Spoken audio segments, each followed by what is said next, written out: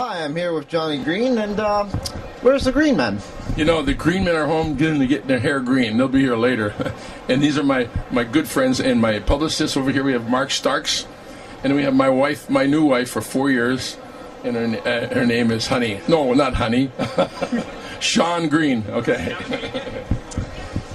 Johnny, you began your career when you were roughly about my age. Your group, the Royal Lancers, had a #1 hit for 17 weeks called I Fought the Law and the Law Won. How did you, man, you know a lot about me already for such a young guy, Colin. Thank you, yes. Was it difficult to manage getting success so quickly? It really was. When I started with an accordion, and I was practicing in Milwaukee, Wisconsin, and I met people like Liberace, who had started there too, who got very big. And as he got big in his career, I bothered him, and he put out one of my first records, my first albums. And the Royal Lancer group didn't want to go on the road. We had a hit, as you said, we would just play around Wisconsin. They would never travel. So I started the Green Men, who wanted to travel, and the record was still hitting on the charts. And no one could keep the group together because I was the leader, a young, aggressive kind of a leader, like yourself, you know, and that kind of thing. So what happened then is I went on the road with the Green Men, and Elvis Presley, Colonel Parker's, he was the manager of Elvis. He hired me to back up a group called Jimmy Velvet, who's still very famous, and just sold Elvis's clothes. He had a museum, and people would come in and buy things, go through the museum, and he had reproductions of different things that Elvis had. And he did that for about 40 years, 35, 40 years, and he just semi-retired, and now he's performing again, singing. He was a singer, Jimmy Velvet. Mark, what was that record Jimmy Velvet had years ago? You're Mine and We Belong Together. That's right. Yep. That's right, honey. So that was the deal with the Green. We got the Green Men started in those early days and traveled around the country backing up Jimmy Velvet. Now, everybody's heard about the 1964 World's Fair, but you actually got to experience. What was it like for you? Well, you know, the World's Fair, we were hired by a Texas company, and I was working in Texas at a thing that was called Six Flags over Texas later in life. And it was the very first one was in Texas, and it was like the World's Fair. Six Flags over Texas is a big amusement park, still very big today. And I went there to play for a come-on to a Broadway play called To Broadway with Love. And some of the people I worked with was Louis Armstrong and Liberace, and we would ride around this cart at the World's Fair to bring people into the theater, because back then $12 was a lot of money to see a show, and people wouldn't pay it. So they put us outside, the Green Men, and we would play outside to get people to come inside to see us. Well, we weren't inside. We played outside for the concessionaires, and we were held over every by the week contract, and it was excellent. The Beatles came to see us in '64 even. So it was an exciting situation. So basically at the height of their popularity.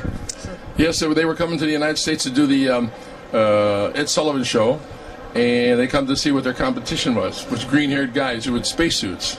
And we were in Life magazine that year with Marilyn Monroe. Yeah, you gotta ask, how can you top that, really? You can't top that. We were young kids, and all of a sudden we start eating, you know, that kind of thing.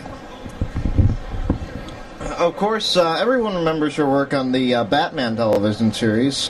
When you were working on it, did you have any indication that it was going to be as much of a phenomenon as it is? We knew right away, and we were told by 20th Century Fox it would be the biggest thing, and it was. You know, within 3 weeks we came from starving to eating tacos. You've had the opportunity to work with just about at the time every major band in music. What were some of the stars that you got to work with? You know, I can't. There's so many I can't even name them. I have a book out right now. We name them. Probably, you know, everywhere from Louis Armstrong to the Rolling Stones and everybody in between. And there's a lot of reasons for that.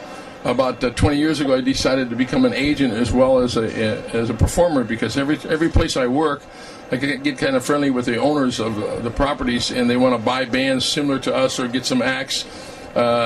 Just talking to the guys from Dukes Hazzard here, every year I work at the Sturgis Rally, and these guys are going to come to the Sturgis Rally with us this year, and I'm going to have them working in Rockerville, which is a little town that we play. I don't go right downtown Sturgis anymore because we've been here, 18 years playing. We like it a little more calmer during the Sturgis Rally. This year is their 70th anniversary. It'll be 1.2 million people, and we're going to bring them up to the Gaslight Lounge and Restaurant where we work in Rockerville. So it might be a little bit harder to get a calmer audience. Oh yeah. Well, during the rally, they get pretty wild, you know.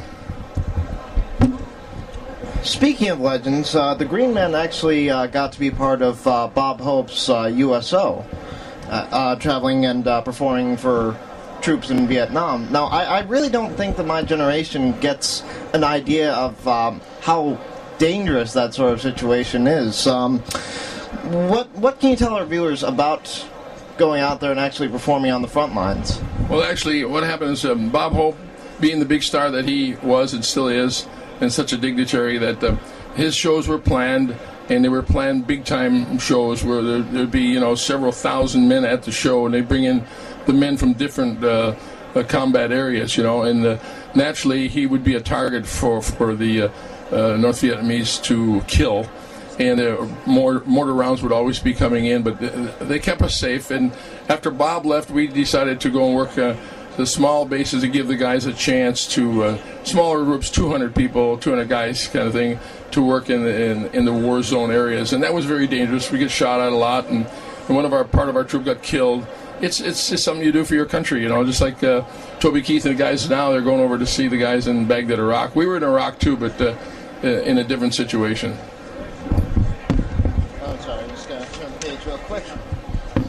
In 1967, the group appeared in the movie The Ballad of Billy Blue, starring Jason Ledger and a very young Eric Estrada. What was your role in the film? You know, we were teaching Jason to become a performer and to actually record songs. And the plot was, matter of fact, was a Michigan company that backed the movie, if I can remember right, and sponsored the movie. It was kind of a Christian movement where he was on insulin because he was a diabetic. And if I recall, he got busted by the police thinking that he was on drugs. It was an anti-drug kind of movie. It was a Christian-backed movie. And then there was other stars in that movie, like Eric Estrada and myself, Johnny Green Agreement. And a lot of our scenes were in the recording studio, singing and teaching him. So we were acting ourselves in this movie. In 1994, the Green Men got to perform at the 25th anniversary of the Woodstock Festival. How do you think the music business has changed in the 25 years between the original Woodstock and the 1994 one? Well, you know, the music is all basic. It all started with country kind of music and the basic roots of it. And the music from the 60s, 70s, classic rock and that kind of stuff is sustained. It's gone, you know, everybody likes it. And we're still playing a lot of, you know, we do the Rolling Stones and we do Jerry Lee Lewis, 50s, 60s. A lot of the classic rock is a copy of that kind of music. So it's changed a lot. What's changed is more of the industry is people with the internet downloading the songs and that kind of stuff. That's what's really changed. Would you say that, like, the basic interest in music hasn't really changed so much as just expanded a little bit, like added on certain genres, you know, but still retaining a lot of what people liked originally? Well, it's expanded to where people can get their music faster, and young people are really into music like they were back then. Only there's more people now. There's more, you know, there's more kids now. And more opportunities. More opportunities for them with all the digital stuff and all that kind of stuff. The Green Men themselves, as I believe we mentioned early in the interview, are still going strong today. In the 21st century, when can bands keep up with your work? Like where? We ourselves, where we're performing, matter of fact, I go from here to Escanaba, Michigan, and I booked it that way, being an agent. I booked it that way so we don't have too far to go. After that, we go to Minneapolis. We work a lot of little towns, big towns, you know. In the little towns, because of Walmarts and different kind of big stores, people wear the same kind of clothes here in L.A. as they do here in Michigan. So it's really, the communication's fantastic today. Well, thank you very much for taking the time. I appreciate it. Thank you, Colin, man. We'll see you guys.